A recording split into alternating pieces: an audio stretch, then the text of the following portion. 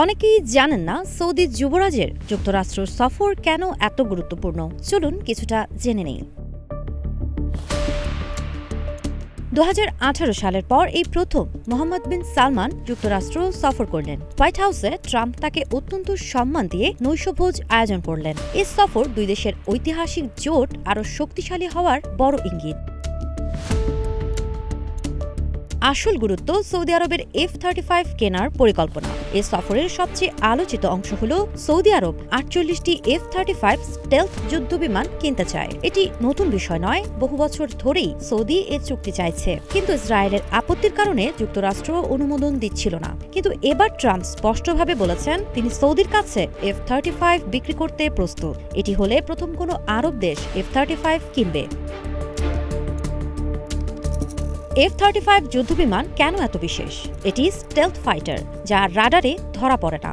F-35 বাতাসে চলার সময় শত্রুর নজরদারি বা রাডার সহজে শনাক্ত করতে পারে না। যুদ্ধের সময় এই সুবিধা সবচেয়ে বড় game changer. 360 degree sensor system, বিমানের চারপাশের সব তথ্য পাইলট রিয়েল টাইমে দেখতে পারেন। এটি যুদ্ধক্ষেত্রে আগেভাগে হুমকি জানা ও সিদ্ধান্ত নেওয়ায় বিশাল সুবিধা দেয়। শত্রুর প্রতিরক্ষা ব্যবস্থা আক্রমণের আগেই ধ্বংস করতে পারে।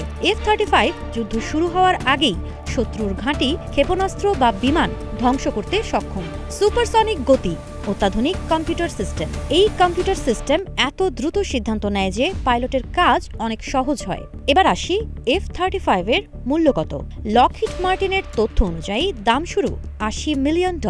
$80 কোটি নয়, 80 মিলিয়ন। সর্বোচ্চ মূল্য $110 মিলিয়ন, যা বাংলাদেশি টাকায় প্রায় 9,000 কোটি থেকে 12,000 কোটি টাকা। 48টি বিমানের মোট খরচ হতে পারে $40 থেকে $50 বিলিয়ন, বাংলাদেশি টাকায় কয়েক লাখ কোটি টাকা।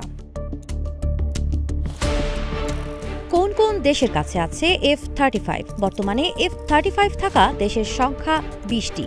এর মধ্যে রয়েছে যুক্তরাষ্ট্র, যুক্তরাজ্য, Australia, Italy, Canada, Norway, Netherlands, Japan, Israel, দক্ষিণ Korea, Switzerland, Germany, Finland, Poland, Greece, Singapore প্রভৃতি।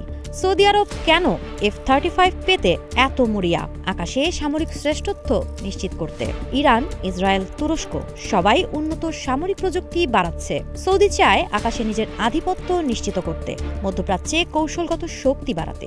F-35 পেলে সৌদি আরবের সামরিক অবস্থান পুরো মধ্যপ্রাচ্যে নাটকীয়ভাবে শক্তিশালী হবে। ইরানের সঙ্গে দীর্ঘমেয়াদী প্রতিদ্বন্দ্বিতা, ইয়েমেন সংঘাতের অভিজ্ঞতা শক্তিশালী বন্ধু ও জোট বজায় রাখতে সক্ষম হবে। সাবা খান, নাগরিক প্রতিদিন।